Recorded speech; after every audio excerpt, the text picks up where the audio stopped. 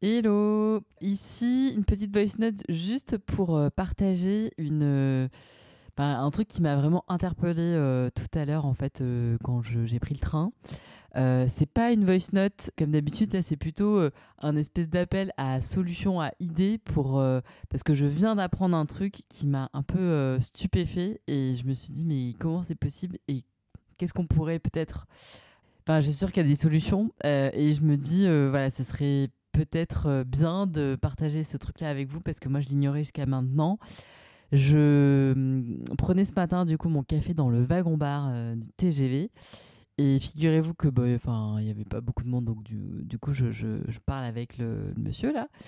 Et il y avait donc en fait tout ce qui était proposé, tous les produits étaient présentés comme ça sur le bar et tout était vraiment empaqueté dans les plastiques, etc. Donc en fait je commence à dire ah mais parce que moi j'avais des souvenirs quand même parfois on pouvait prendre un croissant dans le train ou un pain au chocolat qui n'était pas sous plastique quoi. Donc du coup je lui demande pourquoi machin. Donc là il m'explique que bah oui depuis le Covid ils ont tout mis sous plastique et qu'en fait ce truc-là est resté. Donc c'est un peu, ils le regrettent, c'est un peu un nivellement par le bas, que souvent quand on met comme ça une règle pour un espèce de truc d'urgence, en fait cette règle elle est souvent jamais enlevée après. Donc c'est toujours des espèces de couches qui se sédimentent, de trucs de moins en moins bien, etc. Donc, enfin, je sentais qu'il était un peu préoccupé par ce truc-là et tout.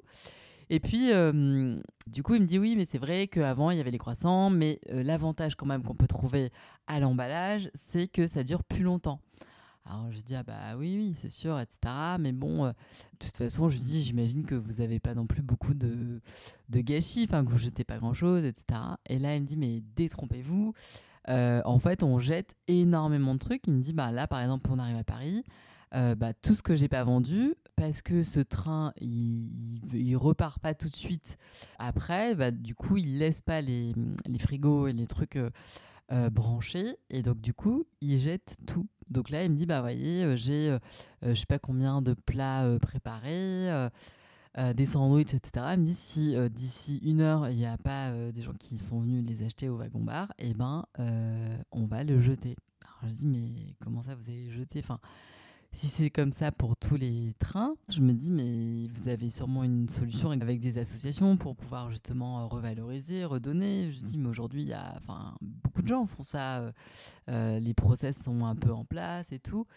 Et là, il me dit, bah non, que apparemment c'est compliqué parce qu'en fait, ils veulent pas être responsables justement d'une avarie ou si jamais il y a quelqu'un tombe malade à la suite, bah, d'avoir ingéré comme ça une salade ou quelque chose qui provenait du TGV qui est sorti du circuit. Ils veulent pas avoir des problèmes de. Enfin, en fait, c'est un peu ceinture bretelle parachute. Ils veulent complètement contrôler la gestion de ces invendus et ils veulent pas prendre le moindre risque. Et donc, du coup, c'est pas revalorisé. Et ça, je me suis dit, mais comment c'est possible aujourd'hui qu'en fait, parce que ce monsieur avait l'air d'être, un, très affecté par ça, deux, ça avait l'air d'être quand même des quantités assez importantes. Et du coup, enfin voilà, je me dis, mais peut-être qu'il pourrait y avoir je sais pas, des solutions. Moi, j'ignorais ce truc-là et peut-être qu'en fait, si jamais on est de plus en plus nombreux à poser ce genre de questions, parce que aussi bien ce type m'a raconté n'importe quoi et c'est complètement faux. Je vous avoue que je suis pas allée fouiller et faire une enquête auprès d'autres personnes des wagons-bars, mais je poserai la question en tout cas moi dès que je le peux, enfin voilà, lors de mon prochain trajet en train. Mais ça peut être intéressant que vous fassiez pareil. Et peut-être qu'on réfléchisse parce que vous connaissez sûrement des assos ou alors, je sais pas moi, des gens qui s'occupent justement de revaloriser des invendus et qui pourraient peut-être être intéressés par ce sujet. Alors, j'ai moi du mal à croire que une entreprise aussi connue, etc., n'ait pas un process de cet ordre. Enfin, franchement, j'étais un peu stupéfaite, surtout que juste à côté, quand on prend notre gobelet et tout ça, on a une petite série qui nous indique que 96% des produits qu'ils nous proposent sont produits en France. Beaucoup de choses sont recyclées ou recyclables. Plutôt recyclables que recyclées, mais bon, ça c'est un autre sujet. Donc j'étais vraiment, ouais, je me suis dit, mais ah non, bah, c'est trop nul. Si vous faites tout ça, le vrai sujet peut-être aussi en termes d'impact, c'est déjà éviter de gâcher, quoi. Enfin, voilà, quelle solution, quelle proposition pourrait peut-être amener aux personnes comme ça qui travaillent au wagon-bar des TGV pour que ces personnes remontent peut-être des infos ou alors, je sais pas si quelqu'un d'entre vous travaille dans des assos ou justement à la SNCF ou dans des gares même. Bah, je sais pas. Enfin, voilà, je pose ça là parce que je me dis qu'il y a peut-être un truc à envisager, à découvrir, enfin voilà, à proposer quoi. Moi, j'ignorais ce truc-là alors que pour le coup, je prends quand même pas mal de trains.